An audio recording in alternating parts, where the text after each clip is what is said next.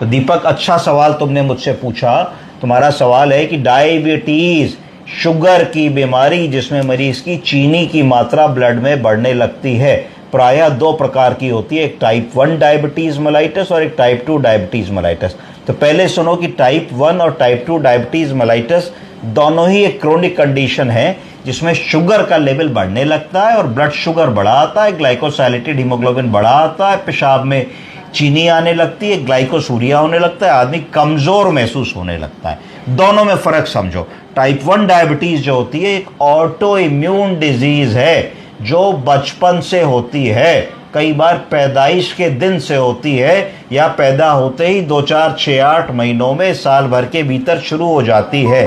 इसमें क्या होता है, इसमें जो बॉडी का इम्यून सिस्टम होता है जो शरीर की रक्षा के लिए काम आता है, वही इम्यून सिस्टम जो इंसुलिन को प्रोड्यूस करने वाले सेल्स होते हैं जिनको बीटा सेल्स कहा जाता है, उन्हीं को डिस्ट्रॉय करने लगता है और उन्हीं को मारने लगता है। यानी कि रक्षक ही भक्षक बन जाता है। और इतनी कम उम्र में, कुछ महीनों के बच्चों तक में ऐसा होता है कि उसके सारे बॉडी के बीटा सेल्स डिस्ट्रॉय हो जाते हैं, बहुत सारे डिस्ट्रॉय हो जाते हैं, जो एक ऑटो इम्यून डिजीज होती है और इसको डायबिटीज मेलाइटस टाइप 1 कह दिया जाता है। अब सुनो, डायबिटीज टाइप 2 क्या होता है। ये एक ऐसी सिचुएशन होती है जहां पे हमारा शरीर इंसुलिन बना तो रहा है पर कम मात्रा में बना रहा है, या उसको इफेक्टिवली यूटिलाइज नहीं कर पा रहा है, या इंसुलिन रेजिस्टेंस हो रही है। इस सिचुएशन में भी ब्लड शुगर का लेवल बढ़ा रहने लगता है। इसको डायबिटीज मेलाइटस टाइप 2 कहते हैं। डायबिटीज मेलाइटस टाइप 1 का कॉज फिर से मैं तुम्हें बताता हूं।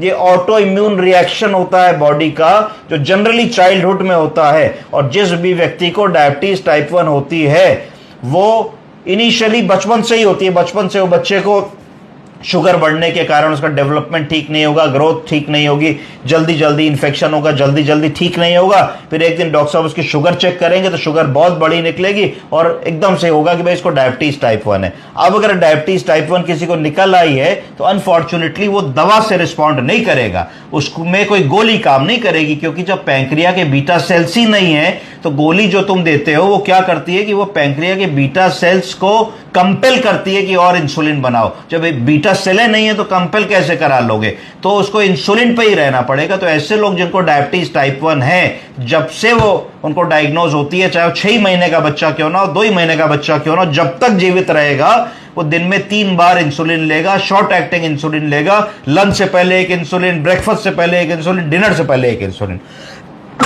अब जो डायबिटीज टाइप 2 की अगर हम बात करते हैं तो डायबिटीज टाइप 2 इंसुलिन रेजिस्टेंस के कारण जनरली होती है और लाइफस्टाइल के कारण होती है, ओवरवेट होने के कारण होती है, लो फिजिकल एक्टिविटी होने के कारण होती है। ये सारी चीजें मिलकर के इंसुलिन रेजिस्टेंस जैसी सिचुएशन बना देती है। डायबिटीज टाइप 1 और टाइप 2 के मरीजों में लक्षण क्या होंगे, तो डायबिटीज के